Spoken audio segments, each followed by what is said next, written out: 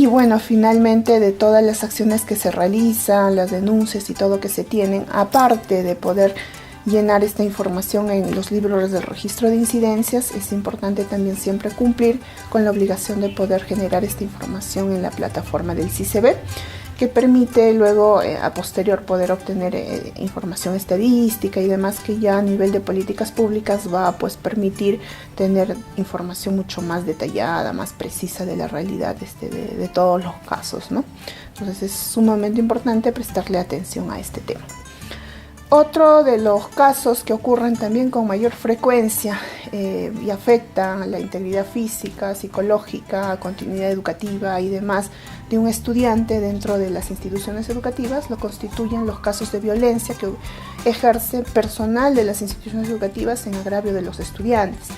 Y repito, y por más que ya todos sepamos que eso está prohibido, los casos siempre en el día a día se van presentando, desde simples hechos de insultos o palabras ofensivas cuando alguien sale a la pizarra y no puede resolver un ejercicio, hasta situaciones de tocamientos indebidos, actos contra el pudor, violación sexual de parte de los docentes hacia los estudiantes.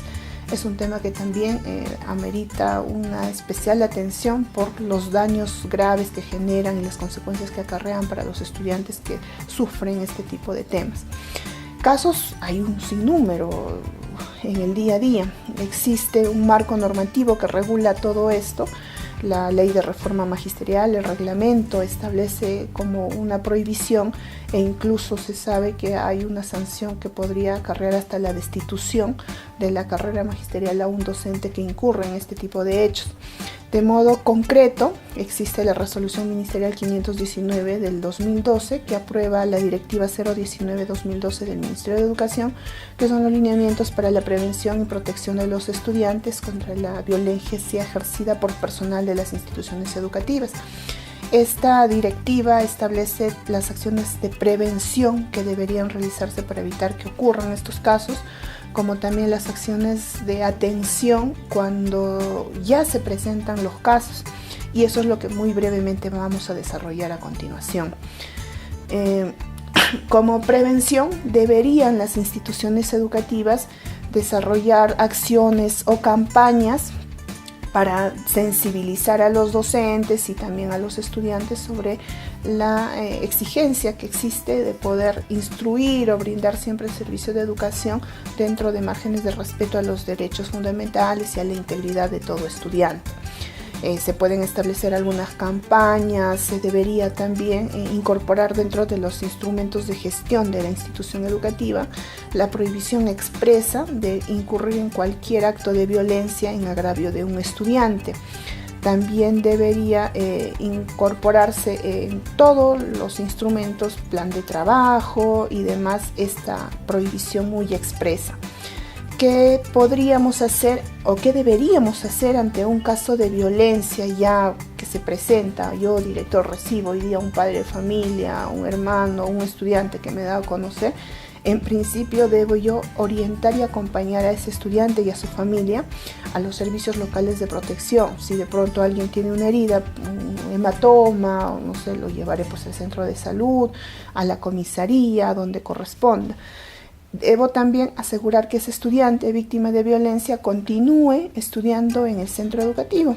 Debo tomar medidas para evitar la continuidad de los hechos denunciados, y esos son los que se conoce como las medidas de protección. ¿Para qué? Para que ese estudiante continúe asistiendo, no se vea perjudicado en su normal desarrollo, aprendizaje y todo eso, y evitar que puedan ocurrir nuevamente esos hechos que se han denunciado. Para eso, ¿qué puedo hacer?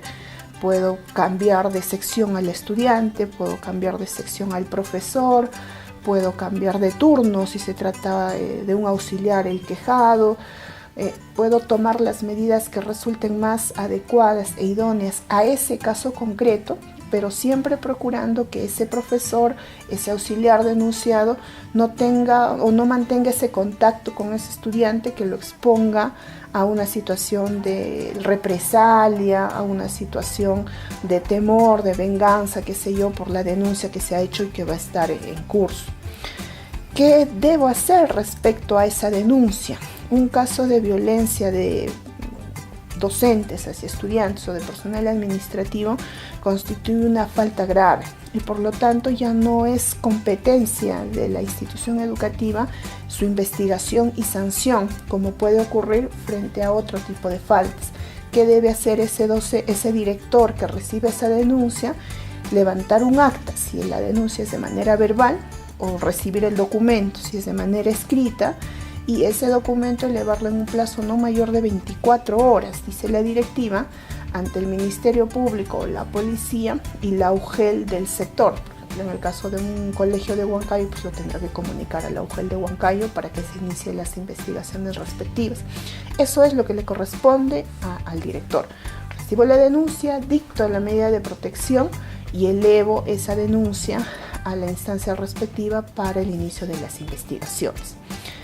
¿Qué estoy prohibido yo como director de un centro educativo frente a un hecho de esta naturaleza? No puedo divulgar los alcances de esa investigación o la denuncia, no puedo solicitar entrevistas o declaraciones a la víctima porque eso ya se va a hacer a nivel de la investigación y ojo, los directores, repito, no investigan este tipo de casos. No puedo propiciar acuerdos conciliatorios entre los estudiantes víctimas y los denunciados, que es algo en realidad muy recurrente que solía pasar y está prohibido. No puedo confrontar las versiones de los estudiantes agraviados a través de careos con los denunciados. O sea, yo no puedo citarlo a mi despacho de dirección, decir, a ver, alumno, repite lo que el profesor te ha dicho, díselo en su cara. No puedo hacer ese tipo de situaciones. Ni tampoco puedo adoptar medidas de protección sin contar con la autorización expresa, ojo, expresa, y eso quiere decir que debe constar en un documento de los padres. Yo puedo tener la intención de evitar que haya contacto y cambio de sección a un estudiante, pero para eso tiene que tener la autorización de los papás y también estar de acuerdo el estudiante, porque de pronto lo sacamos de su salón, que es su entorno, tiene sus amigos y tiene todo eso con el objeto de protegerlo, lo pasamos a otra sección y lejos de cuidarlo, protegerlo, le estamos exponiendo, lo estamos desarraigando de sus amigos y todo eso, y eso le podría generar mayor afectación. Entonces, caso por caso vamos evaluando qué es lo más conveniente para ese estudiante, qué es lo más conveniente para ese caso en concreto y lo vamos atendiendo, resolviendo. Y siempre todas las acciones que hagamos debemos tomar en cuenta que debemos apostar por la convivencia democrática en la institución educativa porque es un espacio donde están conviviendo todos los estudiantes en el día a día.